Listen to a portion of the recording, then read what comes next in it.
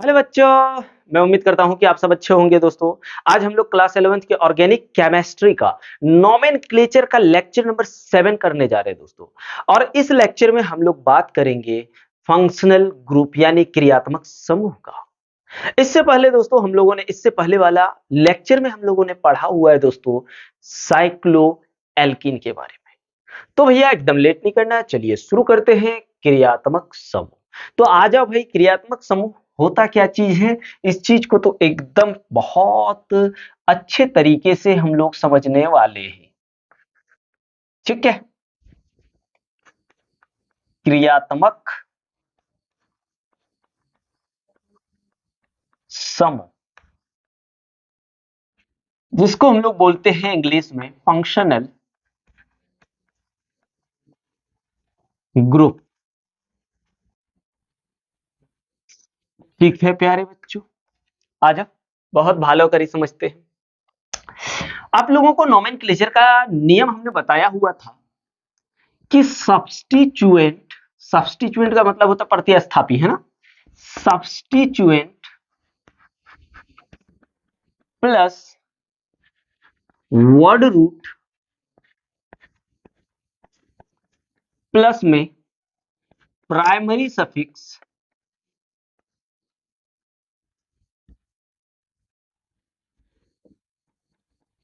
Plus में secondary suffix. चलो 2 degree suffix, 2 degree suffix को ही हम लोग बोलते हैं सेकेंडरी सफिक्स। सब्स्टिट्यूएंट जो होता है इसको प्रोफिक्स भी बोलते हैं हम लोग, प्रोफिक्स जिसको पूर्व लग्न बोलते हैं, पूर्व लग्न, है ना, है ना, कोई दिक्कत नहीं ना। तो भैया यहां पे और एक बात बताओ, सफिक्स के प्रोफिक्स के रूप में किसको यूज कर रहे थे, जैसे मिथाइल CH3, मिथाइल,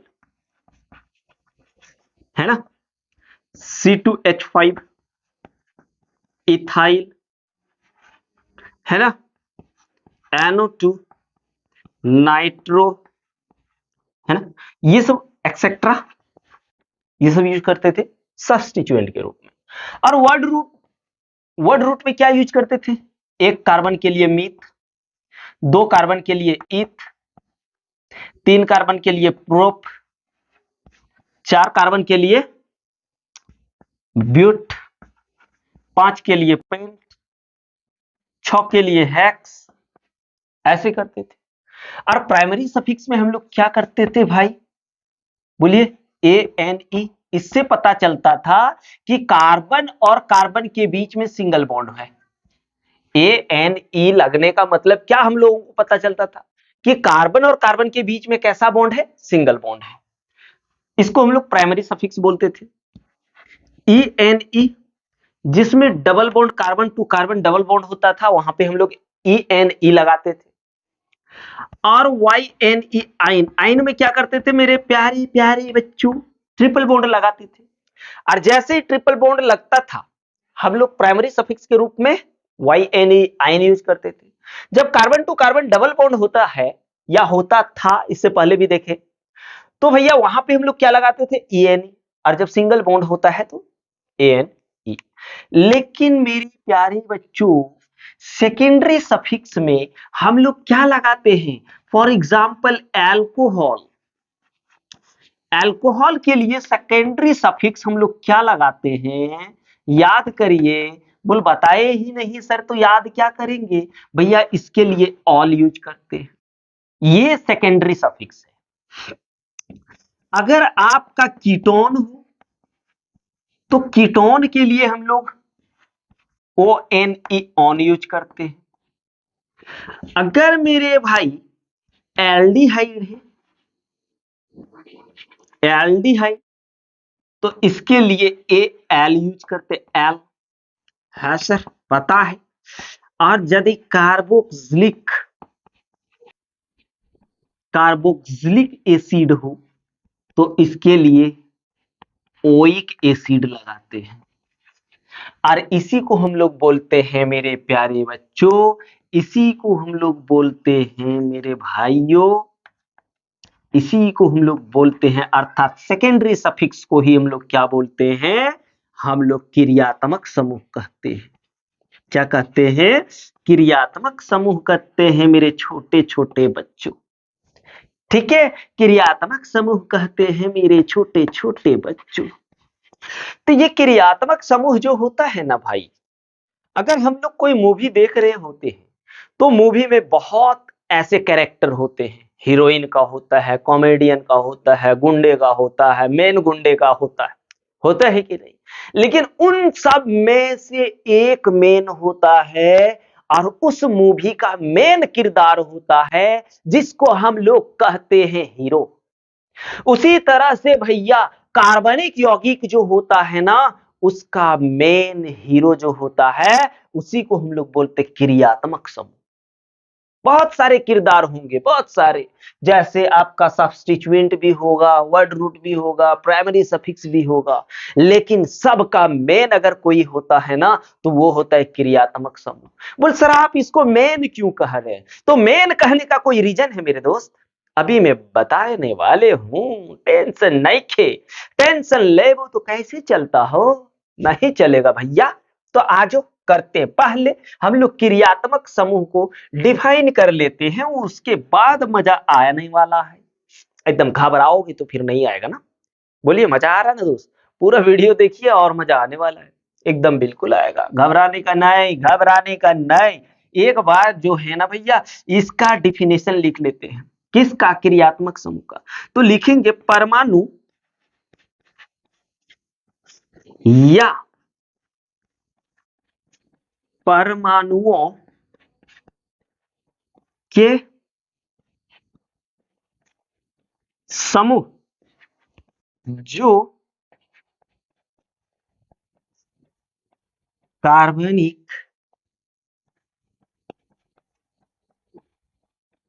यौगिकों के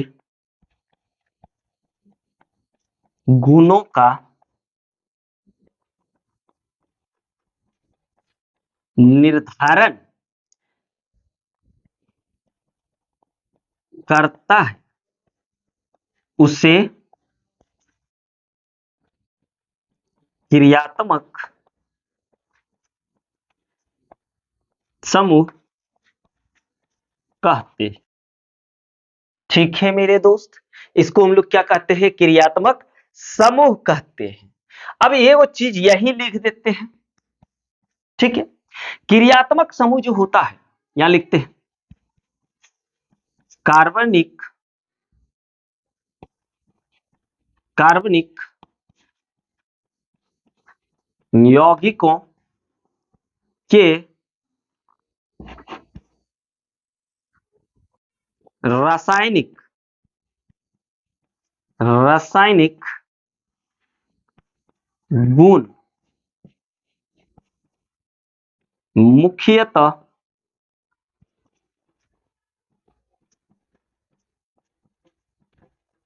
क्रियात्मक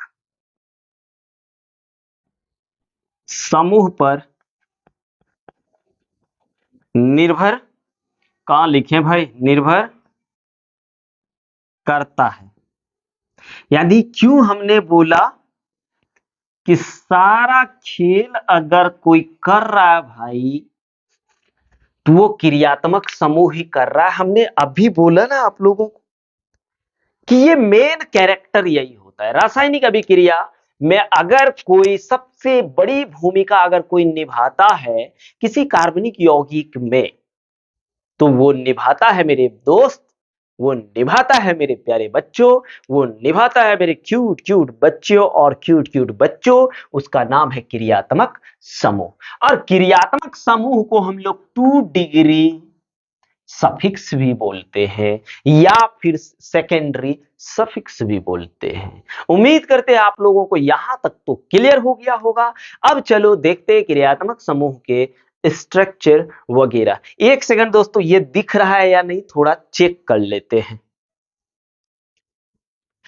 हाँ दिख रहा है भैया, घबराने का नहीं। इधर भी बहुत खाली दिखा पर उधर ही हमने गड़बड़ कर दिया ना।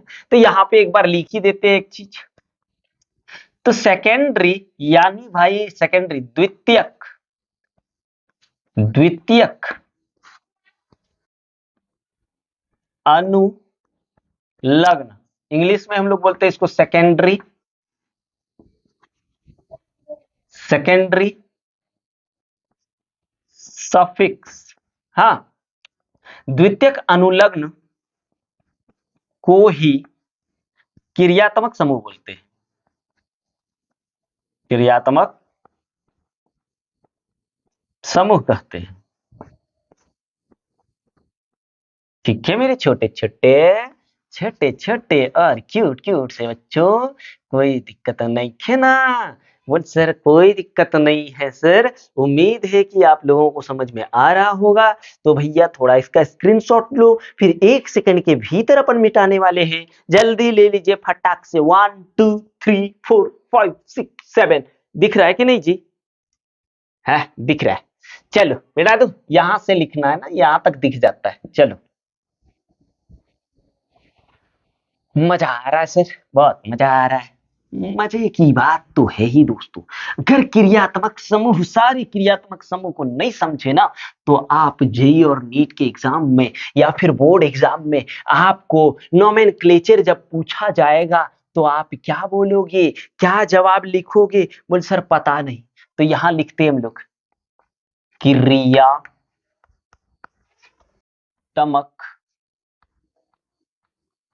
समूह। यहां पे लिख देते संरचना, संरचना सूत्र,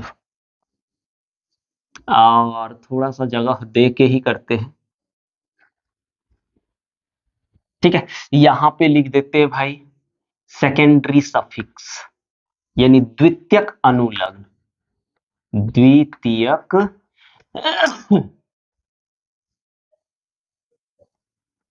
अनुलग्न या फिर सेकेंडरी सफिक्स, 2 डिग्री सफिक्स। ठीक है, ठीक है ना? कोई दिक्कत नहीं ना दोस्तों? बोला। चलिए, पहला नंबर हम लोग शुरू करते हैं, एल्कोहल। भाई आप लोग सोच रहे होंगे सर इंग्लिश में लिख रहे, नहीं भाई, इसके लिए इंग्लिश ही बेटर है। और आपको अगर लगता है कि इससे नंबर कट जाएगा बोर्ड एग्जाम में, तो फिर आप भूल सोच रहे हो, ऐसा कुछ नहीं होता भैया। ठीक है, खुद मैंने एग्जाम इंटर में ऐसे ही दिया था, आपको और क्या बोलूं। फिर मेरा नंबर कैसे आया था? अब बहुत बच्चे पूछेंगे सर कितना आया, काहे बोलेंगे? नहीं बोलेंगे, बोलेंगे समय आने पर।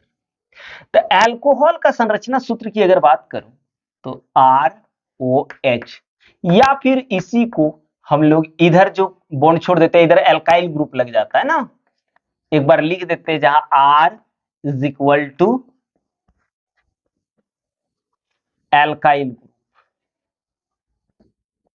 क्या बोलते हो? अगर इसका सफिक्स नेम देखें, तो ओ एल ऑल, क्या? O L all.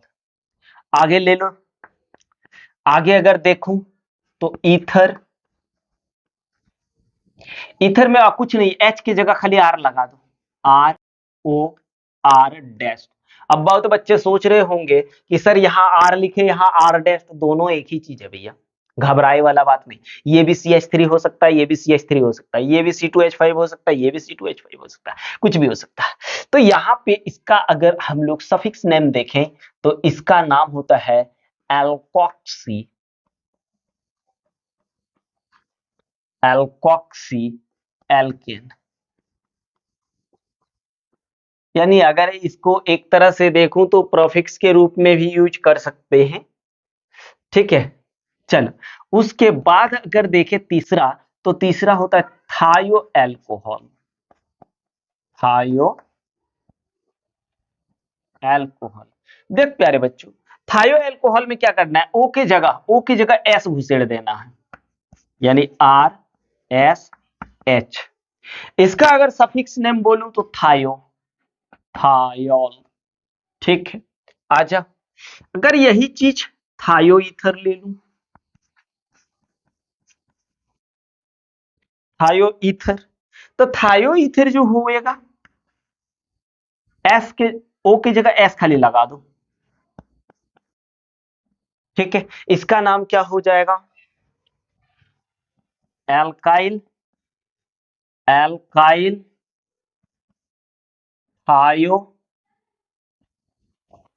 एल्केन, ठीक है ना। उसके बाद आते हैं कीटोन में। कीटोन, कीटोन में क्या होता है, कार्बोनिल ग्रुप आ जाता है। क्या, कार्बोनिल ग्रुप। इसका सफिक्स नेम अगर देखूं तो होता है ओ एन ई, ऑन, ठीक है, कीटोन। उसके बाद मेरे प्यारे बच्चों आएगा एल्डिहाइड। एल्डिहाइड में कुछ नहीं, आर की जगह एच लगा दो, याद रखने का सबसे बढ़िया तरीका है। ये हो गया, कार्बोनिल ग्रुप तो होगा, और इसका सफिक्स नेम होता है A L, A L L, ठीक है, ठीक है। ले लो फटाक से 1 2 3। चलिए अब आगे देखते हैं। एल्डिहाइड तक तो ठीक है, एल्डिहाइड तक तो ठीक है। एल्डिहाइड के बाद क्या, आजा देखते हैं। एल्डिहाइड के बाद कार्बोक्सिलिक, कार्बोक्सिलिक एसिड। इसको कहा है जी R C double bond O, यहां खाली ओ एच लगा दो, ये हो गया कार्बोक्सिलिक एसिड। और कार्बोक्सिलिक एसिड का अगर आप सफिक्स नेम देखोगे तो ओइक एसिड होता है। क्या, ओइक एसिड। अब इसके कुछ डेरिवेटिव्स की बात करेंगे, तो इसके व्युत्पन्न की बात करेंगे। व्युत्पन्न थोड़ा सा इधर, तब ना इंग्लिश भी लिख दूं, है ना। व्युत्पन्न, व्युत्पन्न की बात करूं यानी डेरिवेटिव्स की बात करूं, डेरिवेटिव्स की बात करूं, तो यहां पे अगर हम हैलाइड ग्रुप लगा दें तो उसको बोलते हैं एसिड हैलाइड। क्या, एसिड हैलाइड। मतलब आपको कुछ नहीं, यहां पे आप देखो, यहां पे केवल OH को हटा करके X लगा दो, OH हटाओ और X लगा दो। जहां पे अगर आप देखो तो X बराबर होगा Cl Br I F। अब X की जगह अगर Cl लगा दिया तो एसिड क्लोराइड, हैलाइड की जगह क्लोराइड लगा दो। एक सेकेंड, हाँ एक सेकेंड दोस्तों, पसीनुआ थोड़ा सा नहीं कर लेंगे तो फिर गड़बड़ा जाएगा। हाँ, एक्स के जगह, अगर एक्स की जगह Cl लगाएं तो एसिड क्लोराइड हो जाएगा, अगर Br लगाऊं तो एसिड ब्रोमाइड हो जाएगा, अगर I लगा दूं तो एसिड आयोडाइड हो जाएगा, अगर F लगा दूं यहां पे तो हो जाएगा एसिड फ्लोराइड। ठीक है, कोई दिक्कत नहीं ना, नहीं सर क्या दिक्कत रहेगा। उसके बाद अगर देखूं इसका दूसरा एस्टर, एस्टर में क्या होगा भाई, इस H को केवल हटा करके यहां एल्काइल ग्रुप जोड़ दो, यानी R C double bond O, O R, ester. ठीक है, आर तो बताइए दिए एल्काइल ग्रुप, और एल्काइल ग्रुप किसको बोलते हैं, यानी हाइड्रोजन, कार्बन के 2 गुने से 1 कम होगा हाइड्रोजन, उसी को तो हम लोग बोलते हैं एल्काइल ग्रुप, बोलते हैं ना। एल्काइल ग्रुप का फॉर्मूला याद है ना, CnH2n+1। जैसे C1 रहेगा तो H3 होगा, CH3, C2H5, 1 कम, 2 गुने से 1 कम, 2 गुने से 1 ज्यादा, 2 गुने से क्या, 1 ज्यादा कर देना और कुछ नहीं। ठीक है, 2 गुने से क्या कर देना है, सिर्फ 1 ज्यादा कर देना है। तो 1 जैसे ही ज्यादा कर देंगे वो एल्काइल ग्रुप बन जाएगा, एल्काइल ग्रुप बन जाएगा। तो ये एस्टर का अगर सफिक्स नेम देखूं तो O8, क्या, O8, ठीक है, O8। उसके बाद मेरे बच्चों acid amide, acid amide, acid amide में क्या हो जाएगा मेरे बच्चों, R C double bond O, यहां पे आप कुछ नहीं NH2 लगा दो, ये हो गया एसिड एमाइड। और इसका सफिक्स नेम अगर देखूं तो ओनली एमाइड। ठीक है, क्या हो जाएगा, एमाइड हो जाएगा। अगर आगे आप देखो तो acid, acid anhydride, acid anhydride में कुछ नहीं, यही दो को पहले लिखो, R C double bond O, यहां पे ओ रहने दो, रहने दो, और इस वाले को उधर एक बार फिर से जोड़ दो। ये हो गया एसिड एनहाइड्राइड। और इसका अगर सफिक्स नेम देखूं, इसका सफिक्स नेम नहीं दिखाया है ना, तो इसका हो जाएगा ऑयल हैलाइड।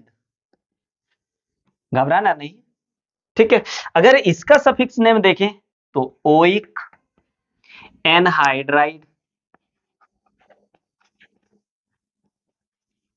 ठीक है, ओइक एनहाइड्राइड। और कोई व्युत्पन्न होगा क्या? देखो तो एसिड एलाइड हो गया, एस्टर हो गया, एसिड एमाइड हो गया, एसिड एनहाइड्राइड हो गया। और कुछ हो सकता है क्या? और कुछ हो सकता है क्या?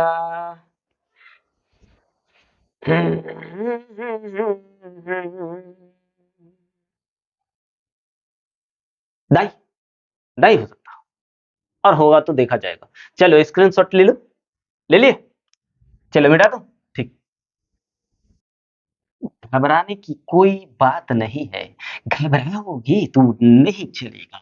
घबराना बुड़बकों का काम है, होशियार बच्चों का काम घबराना नहीं होता है। इसलिए हम लोगों के अंदर घबराहट नहीं होनी चाहिए। अगर घबराहट हो जाएगी तो हम लोग फिर बोर्ड एग्जाम में टॉपर कैसे बनेंगे? और बोर्ड एग्जाम में टॉपर नहीं बनेंगे तो आईआईटी, जेईई या नीट का तैयारी करने का मन भी नहीं करने लगेगा। इसलिए हम लोगों को घबराना नहीं है, ठीक है ना मेरे प्यारे बच्चों? हाँ सर। चलो एक सेकेंड, पसीना बहाने दो। अब आगे चलते हैं मेरे दोस्तों। नाइट्रो, क्या? नाइट्रो, नाइट्रो का मेरे दोस्त होता है NO2। ये आपका क्या है? ये एक क्रियात्मक समूह है, लेकिन हम लोग इसका यूज कहां करते हैं? ओनली प्रोफिक्स के रूप में। किसमें? प्रोफिक्स के रूप में, प्रोफिक्स के रूप में करते हैं भैया। है क्रियात्मक समूह, लेकिन किस रूप में करते हैं? प्रोफिक्स के रूप में। प्रोफिक्स मीन सब्स्टिट्यूएंट के रूप में, सब्स्टिट्यूएंट के रूप में हम लोग करते हैं। उसके बाद नाइट्रो के बाद एल्काइल हैलाइड ले सकते हैं ना, एल्काइल हैलाइड। एल्काइल हैलाइड में यहां X ले लो, जबकि हम अभी बताए X इज इक्वल टू क्या? Cl BrIF, यही बोले ना। यहाँ पे अगर हम Cl लगा दूं तो एल्काइल क्लोराइड, अगर Br लगा दूं तो एल्काइल ब्रोमाइड, अगर I लगा दूं तो एल्काइल आयोडाइड, अगर F लगा दूं तो एल्काइल फ्लोराइड। ठीक, ठीक सर। अब देख लो जी, एल्कीन, हाँ, या फिर एल्काइन, ये भी क्रियात्मक समूह है, ये भी क्रियात्मक समूह है। अगर इसकी बात करो तो alkene double bond, alkyne triple bond, यानी कार्बन टू कार्बन जब डबल बॉन्ड होगा तो एल्कीन कहलाएगा, carbon to carbon triple bond होगा तो एल्काइन कहलाएगा। जबकि है ये भी एक क्रियात्मक समूह, लेकिन इसको हम लोग प्राइमरी सफिक्स के रूप में यूज करते, सेकेंडरी सफिक्स के रूप में नहीं। किस रूप में? प्राइमरी, प्राइमरी सफिक्स, हाँ, प्राइमरी सफिक्स के रूप में उपयोग करते हैं। अब आप लोगों के दिमाग में चल रहा होगा सफिक्स मतलब क्या सर? सफिक्स मींस क्या? अनुलग्न। इसको हम लोग बोल सकते हैं प्राथमिक, प्राथमिक अनुलग्न, ठीक है। घबराए बात नहीं है, सब कुछ होगा। घबराओगे तो फिर कैसे चलेगा? ठीक है ना भाई, एकदम नहीं चलेगा। अब आते हैं एमाइन में। कहां पे? एमाइन में दौड़ रहे हैं दोस्तों। चलो एमाइन, एमाइन जो होता है ना, एमाइन अगर बात करूं तो RnH2, इसको हम लोग क्या बोलते हैं जानते हैं? 1 डिग्री एमाइन, 1 डिग्री एमाइन। और इसका सफिक्स नेम क्या होता है, सेकेंडरी सफिक्स क्या होता है, एमीन होता है। सफिक्स नेम क्या होता है, एमीन होता है। यही एमाइन 2 डिग्री एमाइन भी होता है, 2 डिग्री एमाइन। बोल सर 2 डिग्री कैसे पहचान होगा, 2 गो आर लगा दूं एनएच में तो वो आपका हो जाएगा 2 डिग्री। तो एक एच यहां से कम करके एक आर और लगा दिए तो 2 गो आर आ गया ना, तो इसको 2 डिग्री बोलेंगे। और 2 डिग्री का होता है एन। हाँ, 2 डिग्री के लिए एन। देखो घबराना नहीं, ये सब अभी सिर्फ आयु सेकेंडरी सफिक्स लिख रहे हैं, नोमेनक्लेचर तो होगा, घबराना नहीं है। एन एल्काइल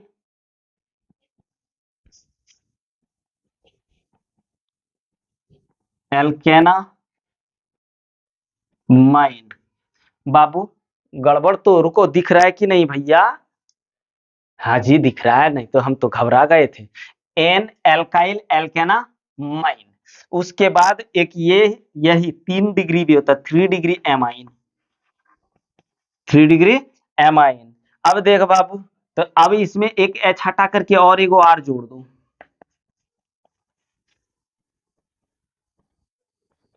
ठीक है, इसका अगर सफिक्स नेम देखूं तो एन एन डाई